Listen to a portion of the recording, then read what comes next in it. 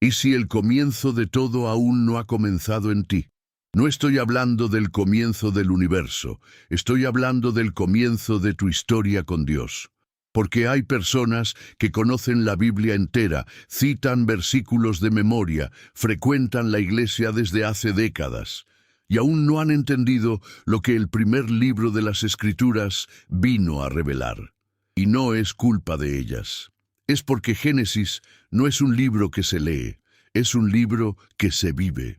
Estás a punto de escuchar algo que va a cambiar la manera en que ves tu propia vida.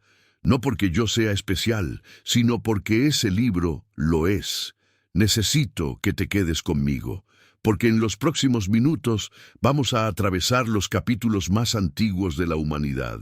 Y en algún momento, lo prometo, vas a verte dentro de esas páginas, no como personaje secundario, como protagonista.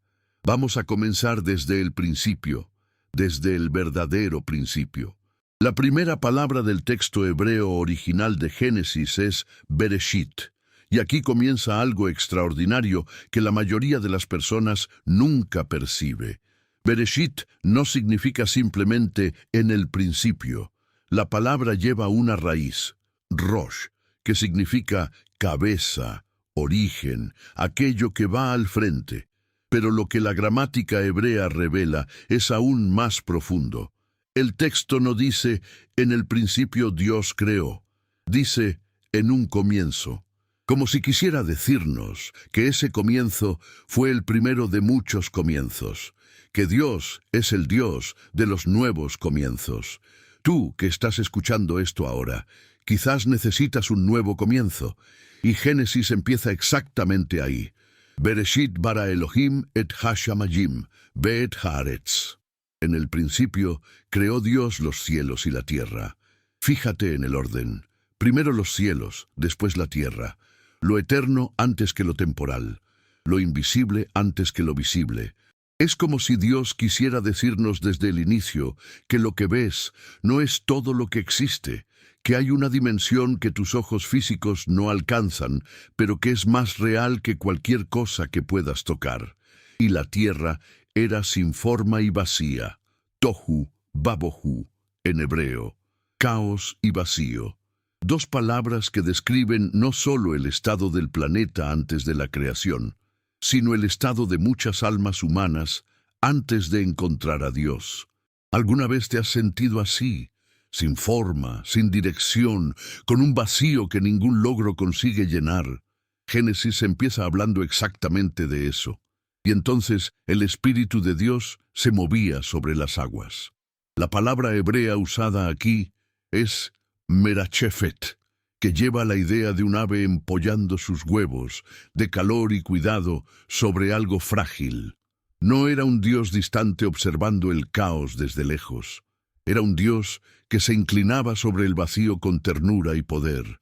Y Él se inclina así sobre tu vacío también. Y Dios dijo, apenas dijo, y todo existió. Piensa en eso por un momento. El mismo Dios que habló luz dentro de las tinieblas, habló en tu vida.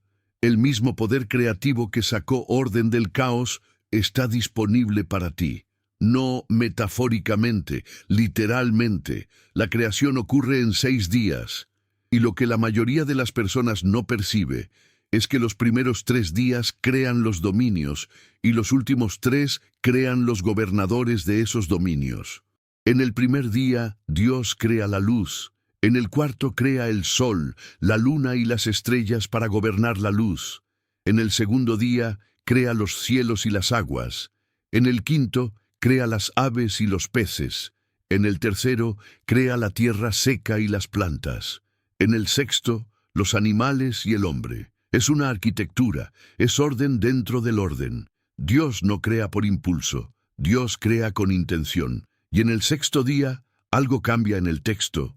Hasta aquí, Dios dijo. Dios hizo, Dios vio que era bueno. Todo ocurría con una palabra. Pero cuando llega el momento de crear al ser humano, el texto desacelera. Dios se detiene y dice, hagamos al hombre a nuestra imagen, conforme a nuestra semejanza. Hagamos, plural. dentro del corazón de la fe monoteísta más antigua de la humanidad. En el primer capítulo del primer libro, Dios habla de sí mismo en plural. Los teólogos llaman a esto el plural majestático o una prefiguración de la Trinidad.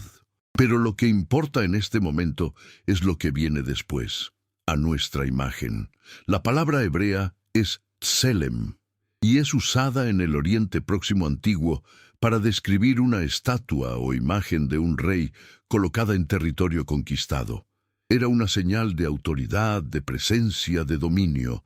Cuando Dios hace al ser humano a su imagen, está diciendo: eres mi representación en esta tierra. Eres mi presencia visible en un mundo material. Fuiste creado para gobernar, no para sobrevivir, para gobernar. ¿Y sabes lo que es asombroso? Esto fue dicho antes de cualquier pecado, antes de cualquier caída, antes de cualquier falla humana. Tu dignidad no se conquista, se hereda. Eres imagen de Dios no por lo que tú hiciste, sino por lo que Él hizo al crearte. Y entonces el séptimo día, Shabbat, descanso, pero no el descanso de quien está cansado. Dios no se cansa. Este descanso es algo diferente. Es la celebración de una obra completa. Dios descansó porque no había nada más que agregar. Era perfecto así. ¿Alguna vez llegaste a un momento en tu vida y dijiste: está perfecto, no necesito cambiar nada? Probablemente no.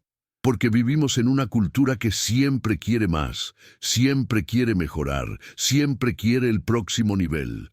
Pero el sábado nos enseña que hay momentos en que la respuesta de Dios para nuestra agitación es simplemente: detente. Estate presente. Lo que yo hice es suficiente. Ahora llegamos al segundo capítulo, y aquí ocurre algo que confunde a mucha gente. El texto parece contar la creación de nuevo, pero en realidad está haciendo un zoom. El capítulo 1 es el panorama general. El capítulo 2 es el primer plano sobre el ser humano. Y es aquí donde Dios forma al hombre del polvo de la tierra. La palabra hebrea para hombre es Adam, que viene de Adamá, que significa tierra, suelo. Fuiste hecho de tierra, y Dios sopló en sus narices aliento de vida, el Nishmat Chayim, y el hombre se convirtió en alma viviente. No recibió un alma, se convirtió en un alma. No tienes un alma dentro de un cuerpo, eres un alma que por ahora tiene un cuerpo, y Dios planta un jardín en el Edén, y la palabra Edén viene del hebreo y posiblemente del acadio, lengua de la Mesopotamia antigua, y significa deleite, placer, abundancia, el jardín del placer. Y Dios coloca al ser humano allí dentro para cultivar y guardar. Dos palabras importantes: abad, que también significa servir, y shamar, que significa proteger, preservar. Fuiste colocado en tu mundo para servir y proteger, no solo para consumir. Y entonces viene Eva, y aquí hay una de las imágenes más bellas de la creación. Dios hace caer sobre Adán un sueño profundo, tardemá en hebreo, la misma palabra usada para estados de revelación y visión profética, y saca de dentro de él a la mujer, no del pie para ser pisada, no de la cabeza para dominar, de la costilla, del lado, para caminar juntos. Y cuando Adán despierta y ve a Eva, dice: esta sí es hueso de mis huesos y carne de mi carne.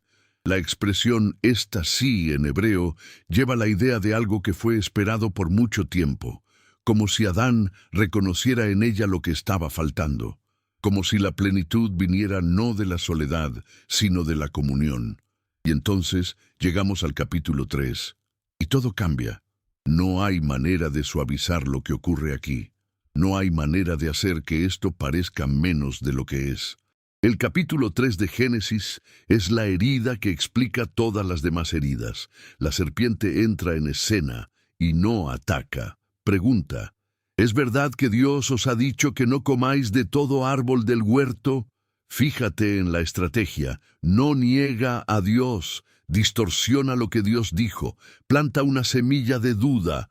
¿Dios realmente dijo eso? ¿Realmente quiso decir eso? ¿Estás segura? Y Eva responde, y aquí está el error antes del error. Agrega algo a lo que Dios dijo. Dios había dicho que no comieran del árbol. Eva dice que no deben comer ni tocar. Cuando empezamos a agregar reglas a lo que Dios no estableció, ya estamos en terreno peligroso. La serpiente entonces dice, no moriréis ciertamente, sino que sabe Dios que el día que comáis de él serán abiertos vuestros ojos, y seréis como Dios, sabiendo el bien y el mal. Y Eva miró el árbol, y lo vio bueno para comer, y vio que era agradable a los ojos, y deseable para alcanzar la sabiduría. Tres deseos que el apóstol Juan, mucho más tarde, llamaría concupiscencia de la carne, concupiscencia de los ojos y vanagloria de la vida. La estructura de la tentación no ha cambiado. Lo que tentó a Eva es lo que te tienta hoy. Ella comió, y dio a su marido, y él comió, y los ojos de ambos se abrieron, pero no de la manera que la serpiente prometió. Lo que vieron fue su propia desnudez, y eso es devastador, porque la desnudez en el contexto hebreo antiguo no es solo la ausencia de ropa, es vulnerabilidad, es exposición, es vergüenza. Antes del pecado el texto dice que estaban desnudos y no se avergonzaban. Después, la vergüenza entró en el mundo e hicieron delantales de hojas de higuera. El primer intento humano de cubrir la propia vergüenza con algo que ellos mismos fabricaron. ¿Alguna vez intentaste cubrir tu vergüenza con logros, con éxito, con apariencias, con trabajo excesivo, con relaciones, con control? Génesis 3 describe ese impulso con una hoja de higuera. Es bonita, pero no cubre nada. Y entonces Dios aparece, caminando en el jardín al atardecer, y llama, Adán, ¿dónde estás? Aquí está una de las preguntas más poderosas de la Biblia. Dios sabía dónde estaba Adán. La pregunta no era geográfica, era espiritual. Era el comienzo de un proceso de restauración. ¿Dónde estás en tu relación conmigo? ¿A dónde fuiste a parar? ¿Dónde está tu alma? Adán dice, escuché tu voz y tuve miedo porque estaba desnudo. Y Dios pregunta, ¿quién te dijo que estabas desnudo? Comiste del árbol. Y entonces ocurre algo que se va a repetir a lo largo de toda la historia humana. Adán culpa a Eva. Eva culpa a la serpiente. Nadie asume. La cultura de la responsabilidad murió en el jardín del Edén junto con la inocencia. Pero Dios no abandona. Dios juzga. Y el juicio es real. El dolor es real. Las consecuencias son reales. Pero dentro del propio juicio, Dios planta una promesa. Le dice a la serpiente que la simiente de la mujer aplastará tu cabeza. Los teólogos llaman a esto el protoevangelio, la primera promesa de redención. En el momento más oscuro del texto bíblico, Dios ya está apuntando hacia Jesús. Y antes de expulsar a Adán y Eva del jardín, Dios hace algo inesperado. Los viste, hace túnicas de pieles, lo que significa que hubo un derramamiento de sangre. La primera sangre derramada en la historia bíblica fue para cubrir la vergüenza humana.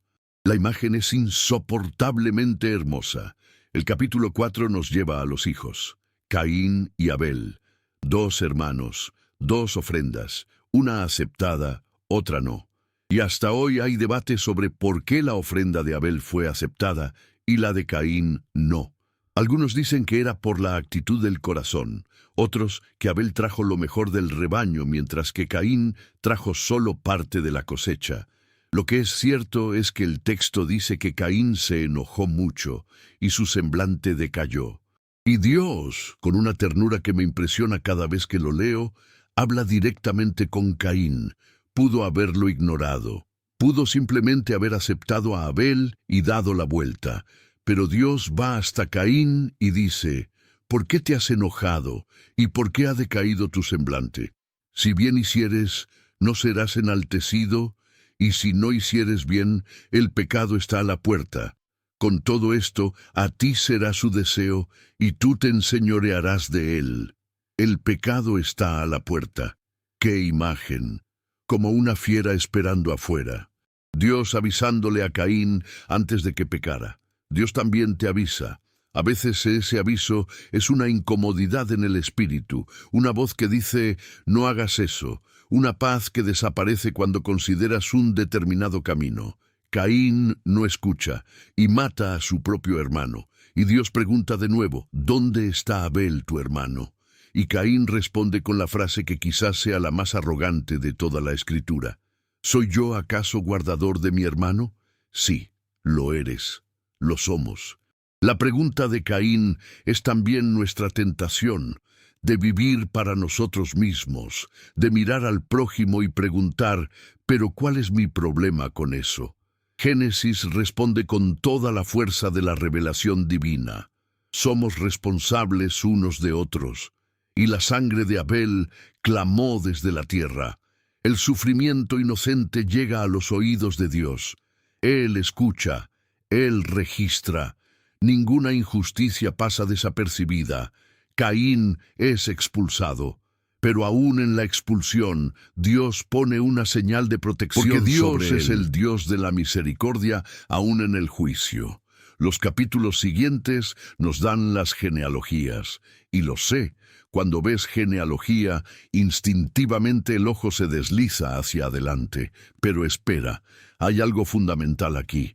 Los capítulos 5, 10 y 11 de Génesis nos dan las listas de generaciones que conectan a Adán con Noé y a Noé con Abraham.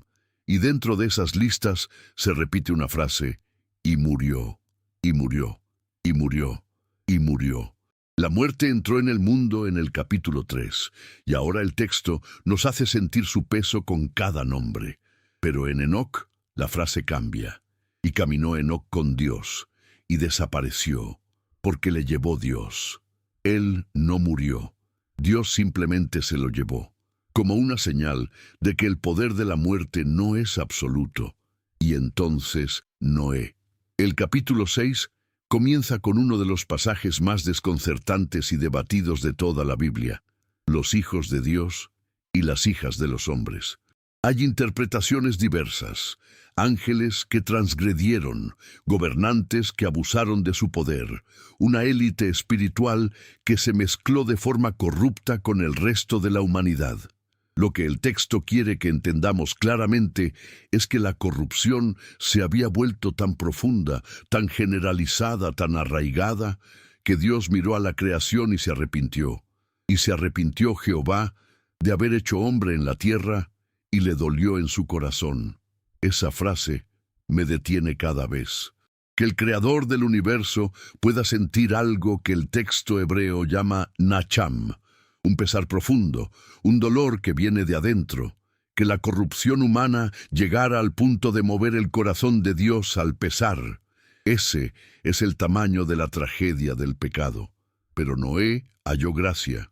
Gracia en hebreo es chen, la palabra que designa favor inmerecido, belleza que atrae, bondad que no se explica por la calidad de quien la recibe, sino por la generosidad de quien la da.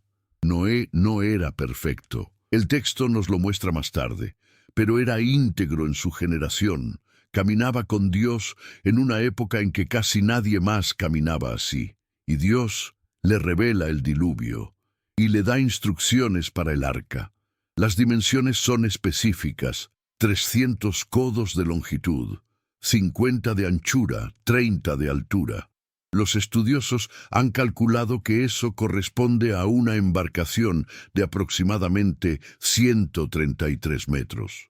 Y la forma descrita, más larga que ancha, con una proporción específica de estabilidad, es la misma que la ingeniería naval moderna reconoce como ideal para sobrevivir en mar abierto. Noé construyó durante décadas. Imagínalo, construyendo una embarcación gigante lejos del mar, en un mundo que probablemente nunca había visto llover de la misma manera. Algunos estudiosos sugieren que antes del diluvio, la tierra era irrigada por niebla. Imagina las burlas. Imagina las miradas. Imagina la presión social. Pero Noé hizo conforme a todo lo que Dios le mandó. Esa frase simple es el retrato de la fe.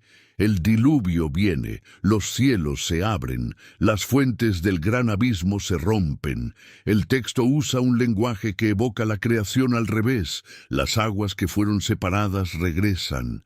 Es como si la creación fuera deshecha. Y el arca flota, con 8 personas, con los animales, con la promesa de Dios. 40 días de lluvia, 150 días de aguas. Y entonces Dios se acordó de Noé. Esa expresión, "y se acordó Dios de Noé", aparece en momentos cruciales de la Biblia. No significa que Dios había olvidado. Significa que llegó la hora de la intervención. Que Dios volvió su atención activa hacia quien estaba esperando. Si estás en una situación en la que parece que Dios se olvidó de ti, guarda esa frase. Dios se acuerda. La intervención está llegando. El agua baja. El arca reposa en el monte Ararat. Las montañas de Ararat corresponden hoy al este de Turquía. Noé manda un cuervo, después una paloma. La paloma vuelve con una rama de olivo, símbolo de paz y de vida restaurada. Y después ya no vuelve. Era hora de salir, y Noé sale, y lo primero que hace es construir un altar, antes de reconstruir la vida, antes de planear el futuro, antes de organizar lo que vendrá. Un altar, una adoración, una entrega, y Dios hace un pacto, el arco iris, la señal eterna de que las aguas nunca más cubrirán toda la tierra. El arco en el cielo no es para recordarnos la bondad de Dios. Es para Dios, según el propio texto, como recordatorio de su pacto. Dios creando un recordatorio para sí mismo. Como un padre que pone una foto de su hijo en la billetera para nunca olvidar lo que prometió. Pero la caída continúa. El capítulo 11 trae a Babel. Toda la tierra tenía una sola lengua. Y los hombres se reunieron y dijeron: «Vamos, edifiquémonos una ciudad y una torre, cuya cúspide llegue al cielo, y hagámonos un nombre». 3 motivaciones: seguridad, grandiosidad y fama. Y lo que es asombroso es que Dios no baja para destruirlos, baja simplemente para ver. Y dice: «He aquí el pueblo es uno, y todos estos tienen un solo lenguaje, y han comenzado la obra, y nada les hará desistir ahora de lo que han pensado hacer». El problema no era la torre, era el corazón. Era el intento de llegar a Dios por los propios méritos, por la propia fuerza, por la propia tecnología. Era la repetición del pecado del jardín, querer ser como Dios por el esfuerzo humano. Y Dios confundió la lengua. Babel viene de Balal, confundir, mezclar, y lo que era un proyecto humano unido se convirtió en dispersión. Las familias se esparcieron por el mundo, llevando sus lenguas, sus culturas, sus costumbres. La diversidad cultural de la humanidad tiene su raíz en esa narrativa. Y entonces Abraham, si Génesis 1 al 11 cuenta la historia de toda la humanidad, Génesis 12 al 50 cuenta la historia de una familia específica. Y es a través de esa familia que Dios va a trabajar para restaurar lo que se perdió en el jardín. Y se fue Abraham como el Señor le había dicho, sin saber a dónde iba, sin mapa, sin GPS, sin plan B, con 75 años, con su esposa, con la promesa de un Dios que apenas conocía. Y aquí está el corazón de Génesis 12, y serán benditas en ti todas las familias de la tierra. No solo a Abraham, todas las familias. La promesa hecha a un hombre estaba destinada al mundo entero. El llamado personal siempre tiene una dimensión universal. ¿Eso te habla?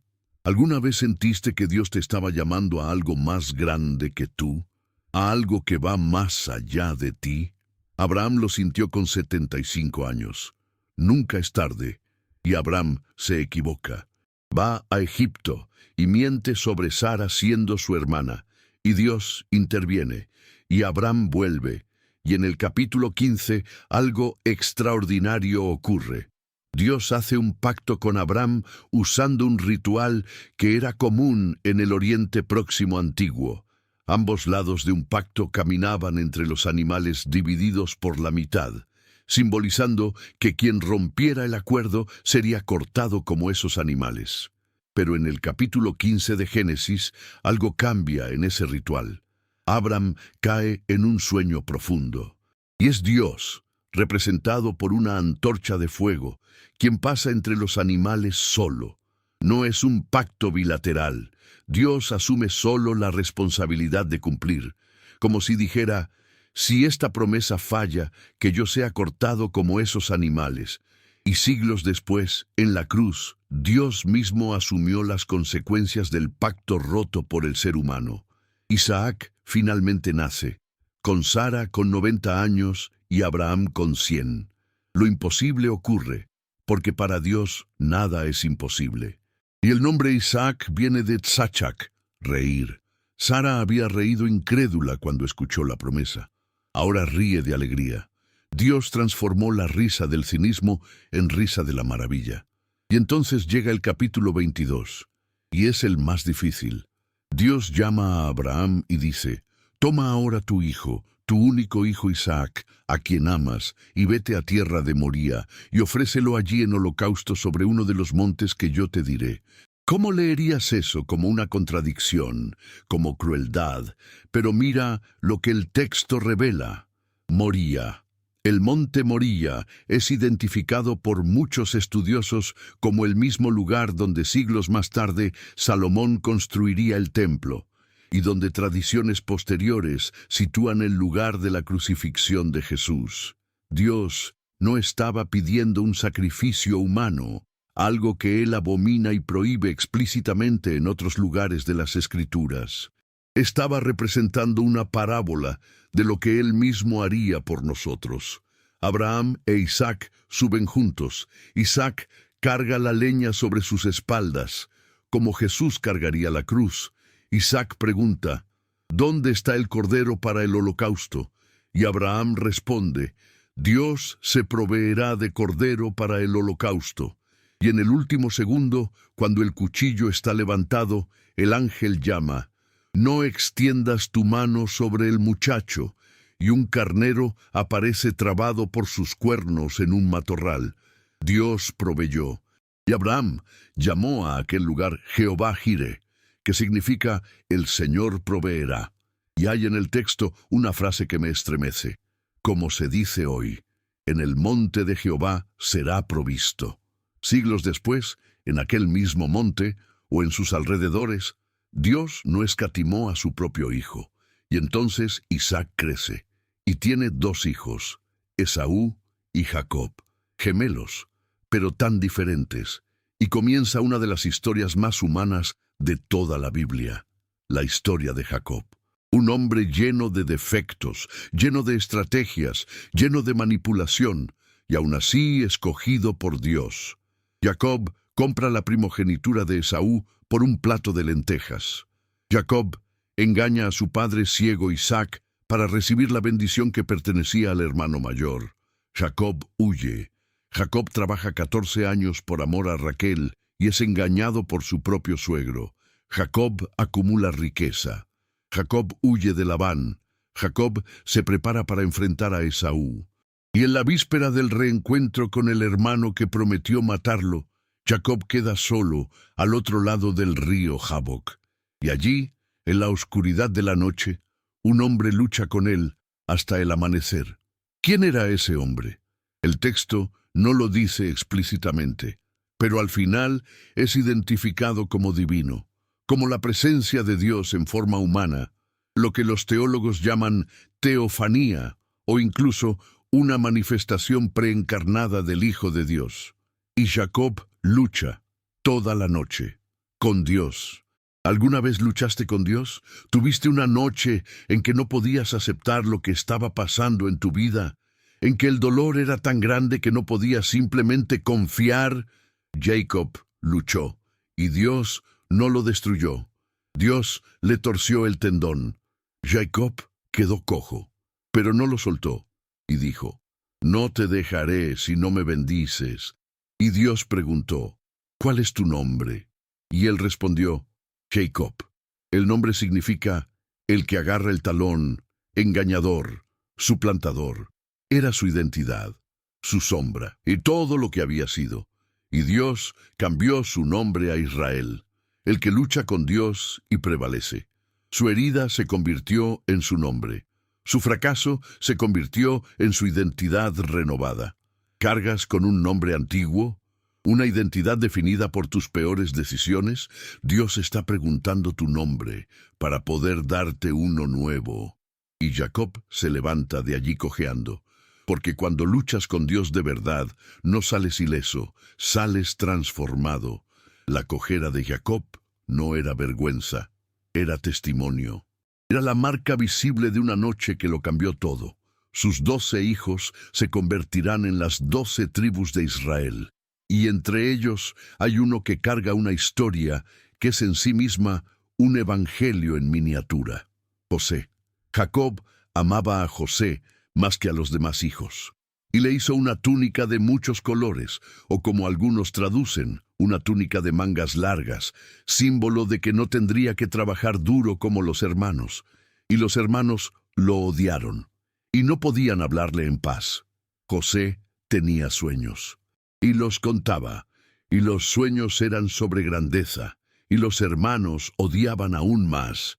Y un día, lejos de casa, los hermanos vieron a José venir de lejos, y se dijeron unos a otros, «He aquí viene el soñador, matémosle».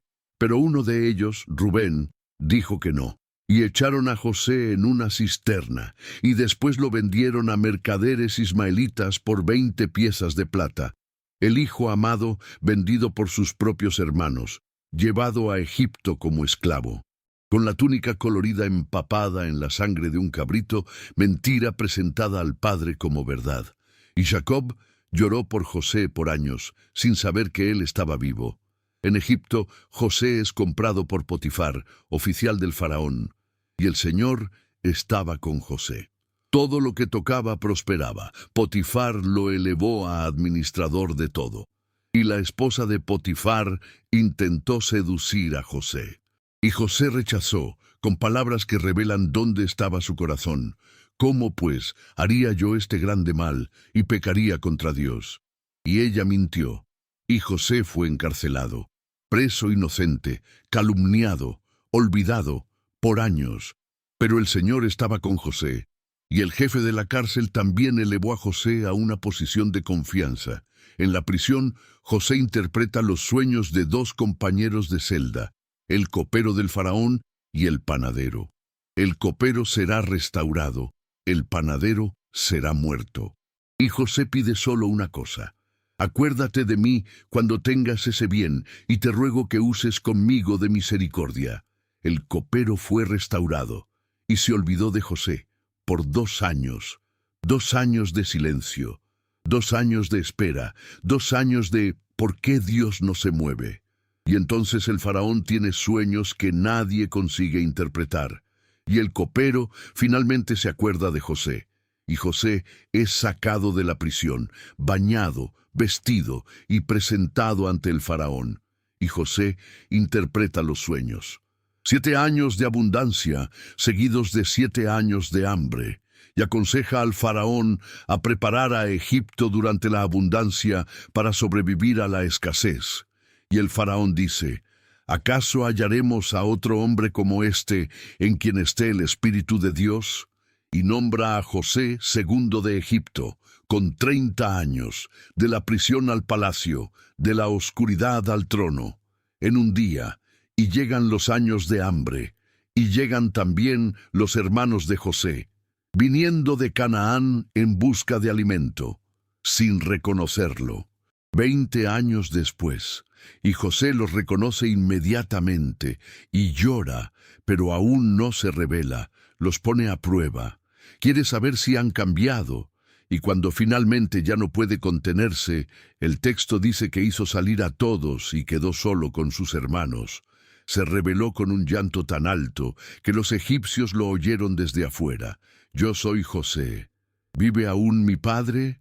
Y entonces viene una de las palabras más poderosas de toda la Biblia. Los hermanos están paralizados de miedo. Después de todo, habían intentado matar a este hombre que ahora tenía poder sobre sus vidas. Y José dice: «Ahora pues, no os entristezcáis, ni os pese de haberme vendido acá, porque para preservación de vida me envió Dios delante de vosotros. No me enviasteis acá vosotros, sino Dios. No me enviasteis vosotros, sino Dios». ¿Cómo alguien puede decir eso? ¿Cómo alguien mira la traición, la esclavitud, la calumnia, la prisión, el abandono y dice: Dios estaba en medio de todo eso? La respuesta es que José vio lo que sus hermanos no podían ver. Vio la mano de Dios donde solo parecía haber la mano del enemigo. Y aquí está la revelación central de Génesis. El libro que comienza con la creación perfecta pasa por la caída devastadora, atraviesa diluvios y confusiones y traiciones y decepciones, termina con un hombre que fue destruido por sus hermanos diciendo: «Vosotros pensasteis hacerme mal, mas Dios lo encaminó a bien». Eso es Génesis, no un libro sobre el pasado distante, un libro sobre el patrón de Dios, que Él puede transformar lo que fue pensado para destruirte en exactamente el instrumento que va a salvarte y a quienes te rodean.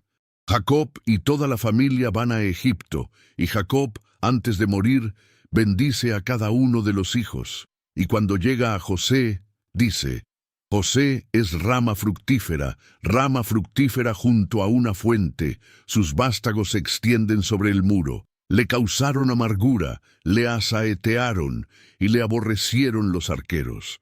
Mas su arco se mantuvo poderoso y los brazos de sus manos se fortalecieron por las manos del fuerte de Jacob». Los arqueros dispararon, el arco se mantuvo firme. Porque los que disparan contra ti no son más fuertes que aquel que sostiene tus manos. Y José muere con 110 años. Y antes de morir dice algo revelador: «Yo voy a morir, mas Dios ciertamente os visitará y os hará subir de esta tierra a la tierra que juró a Abraham, a Isaac y a Jacob, y pide que sus huesos sean llevados cuando esa visita ocurra». 400 años después, cuando Moisés lideró el éxodo de Egipto, el texto nos dice que Moisés llevó los huesos de José. La promesa cumplida a través de los siglos. Nada de lo que Dios prometió queda olvidado. Y ahora, antes de cerrar, necesito hacerte una pregunta directa. ¿En qué parte de esa historia estás tú? ¿Estás en el jardín disfrutando de la presencia de Dios o escondido detrás de los árboles esperando que Él no te encuentre? ¿Estás en la cisterna como José preguntándote cómo Dios podría permitir que esto ocurriera? ¿O ya pasaste al otro lado y puedes ver la mano de Dios en lo que parecía destrucción? ¿Estás construyendo tu arca mientras todos se ríen de ti? ¿O te han convencido de que los sueños de fe son locura? ¿Estás luchando en el Jaboc, negándote a soltar a Dios hasta recibir la bendición, o desististe en medio de la noche? Génesis no es historia antigua.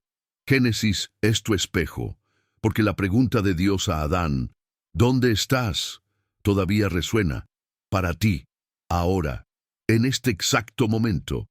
No porque Él no sepa dónde estás, sino porque quiere que tú lo sepas, que te detengas, que mires a tu alrededor, que seas honesto sobre a dónde fuiste a parar. Y la respuesta de Dios, cuando respondes con honestidad, no es condenación. Es la misma respuesta que le dio a Adán y Eva: cobertura. Los vistió, también te cubre a ti. La respuesta que le dio a Noé: salvación en medio del caos. Cuando todo a tu alrededor parece un diluvio, hay un arca con tu nombre escrito. La respuesta que le dio a Abraham: llamado, que no fuiste creado para una vida pequeña, que hay una promesa sobre tu vida que tiene dimensiones que aún no has visto completamente. La respuesta que le dio a Jacob: un nuevo nombre, que la identidad que has cargado por años, marcada por tus peores decisiones, no es la definitiva. La respuesta que le dio a José: propósito. Que lo que fue hecho para destruirte está siendo usado para construirte, y no solo a ti, a las personas a tu alrededor, a tu familia, a tu generación. Génesis termina con José muerto en Egipto, con los huesos guardados esperando la promesa, y comienza Éxodo, un nuevo capítulo. Pero cada nuevo capítulo solo comienza después que has absorbido el anterior. Entonces, si esta palabra te alcanzó hoy, no dejes que se escape. No es casualidad que estés escuchando esto ahora. No es casualidad que esta historia se parezca a la tuya. La mano que escribió Génesis es la misma mano que está escribiendo tu historia, y ella aún no llegó al capítulo 50. Si este mensaje tuvo sentido para ti, si algo aquí tocó un área de tu vida, compártelo. Porque hay alguien a tu alrededor que también necesita escuchar que Dios está en medio de su historia, que lo que parece derrota está siendo transformado en destino. Y cuando cierres los ojos esta noche, recuerda, en el principio, en el verdadero principio, Dios dijo y fue, y lo que Dios habla sobre tu vida aún se está cumpliendo. Bereshit, en el principio, tu comienzo aún no ha terminado.